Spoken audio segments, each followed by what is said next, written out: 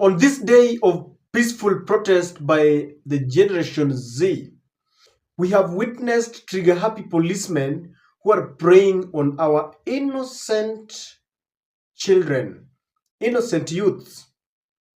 And they knew very well that their faces have been known, the killer cops, because their videos and photos have been going viral. So we've got videos where they decided that they're going to mask themselves because they don't want their faces to be seen. The last time I checked, when a police is on an operation to maintain law and order, because that is what they are meant to do, to maintain law and order in our streets, they are supposed to expose themselves because they are not dealing with criminals. I would have understood if they were on an operation dealing with some cruel robbers or some bandits in Baringo. Then if they guise themselves and they mask their faces, I would understand.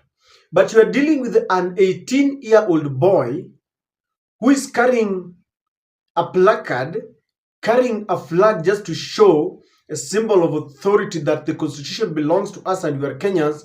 Then you mask your faces and then you shoot anyhowly. I think this is very inhumane.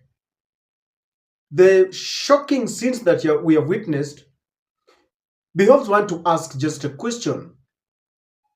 Why is the order shoot to kill? And what is the commander-in-chief of the armed forces saying about this? Because we must understand that the orders are coming from him. Mr. Adamson Bungei, the Nairobi commandant, the new acting IG. What is happening?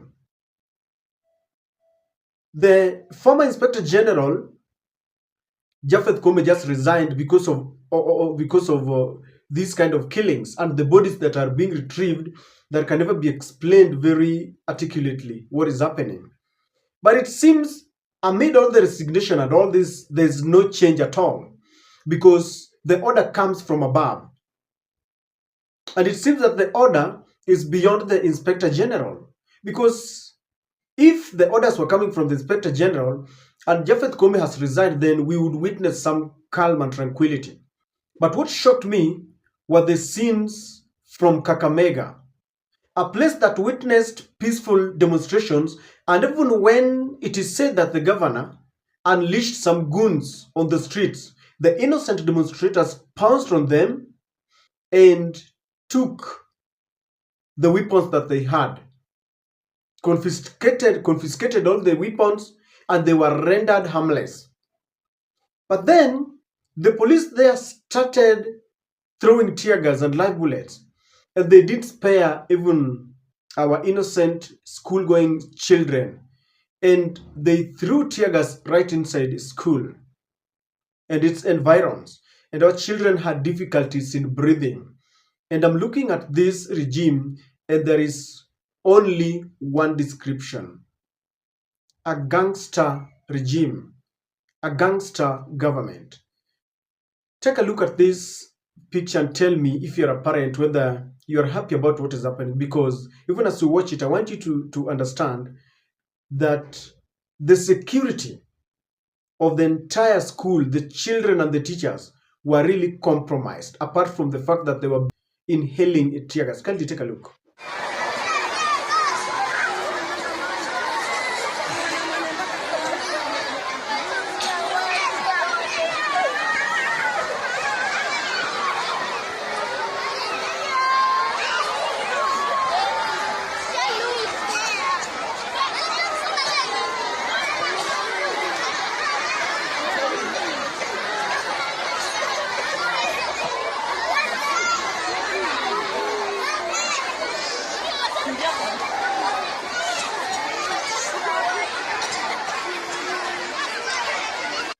Ladies and gentlemen, I think sometimes we have to uphold the standards of morals and ethics. Even when you are at work, you can't go beyond that. Those are children, and their security were really compromised.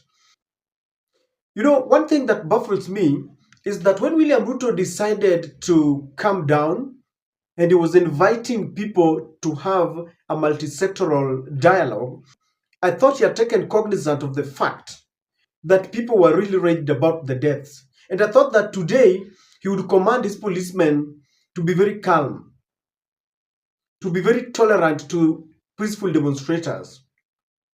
And if there is one scene that really, I would want to applaud the policemen who at some point were very, very calm when innocent demonstrators were with them in Kitengela. Of course, later I read that someone was shot dead. I don't know whether it turned chaotic, but at some point I felt this is the kind of relationship that we want, because I thought in most of the scenes that we saw, our youths were very peaceful. I don't know your take, but I feel they were very, very peaceful. They upheld the law, the standards of the law, how it is supposed to be done. They never carried any weapons. The only weapon that they had, the weapons that they were carrying, were placards and a piece of our flag. And I don't think that poses any danger. I don't know whether William Ruto will still have the guts of calling people for negotiations, because today I thought he would have demonstrated beyond reasonable doubt that he is really for dialogue. Whoever is coming for justice must come with clean hands. But you cannot be inviting people for dialogue when we see our innocent children being butchered. In fact, I was even looking at scenes where policemen are getting into hotels, into some offices, and they are ransacking, they're looking for people. And I know that maybe either they were provoked outside or they had provoked some people and they were running around, so they have to come in. That kind of brutality and that attitude, are these policemen parents?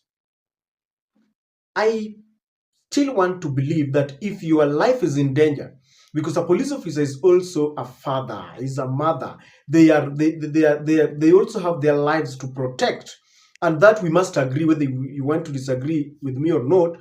If your life is in danger, then only then can you try to defend yourself. But people are running, people are passing, then you provoke them, you throw tear gas, you throw live bullets. I mean, that is unacceptable. And sometimes I think ICC must come in, even though ICC is another animal that is dining with the very cruel government that we have. Barack Muluka once described this government as a gangster government. Gangsterism in economy, gangsterism socially, gangsterism politically, gangsterism even religiously in church. Today, by the way, I never thought that we would have blood oozing from our children. And it seems that someone is very happy to see innocent lives being lost. Why can't the police decide one day that we want to test waters here? Stay calm. Because we are in a digital world, people are capturing everything that is happening. If the police is provoked, we will say it here. If the police is provoked, we will say it here. You cannot put a police in a situation where he has to defend himself. But today the police provoke the innocent demonstrators, because in Kakamega, if those people, because the goons were given weapons and the police are under the watch of the police, and the innocent demonstrators caught them, confiscated all the weapons. In Kitengela, if you saw the numbers that were there, then you would agree with me that if they wanted to commit a crime, they would have done it. But they were just happy to be with the police, just saying Ruto must go. Why do you even tear gas inside a school, including very young children there? The law is very clear. Protect those who are demonstrating and protect those who are not going around demonstration, because there are people who are going around about their businesses. Protect people, lives and property. But now when you're trigger happy and killing people here and there, I don't know. And William Ruto must come and tell us, because he promised that he would try and talk to the policemen not to kill people. And I'm wondering why then did he ask Japheth Koome to resign? because his resignation has not resulted into anything. And I'm beginning to think, I'm tempted to think that maybe Kome was now telling him that enough is enough. The sins that we have witnessed are not sins that we should be proud of as a country.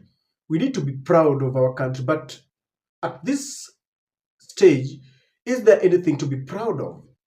And I've told William Ruto the best way to deal with this situation, simply listen to these people and implement. We still have the PS, the permanent secretaries, principal secretaries that you need to kick out. There's a level that when you reach, people will see that now William Ruto is serious. Stop killing these people.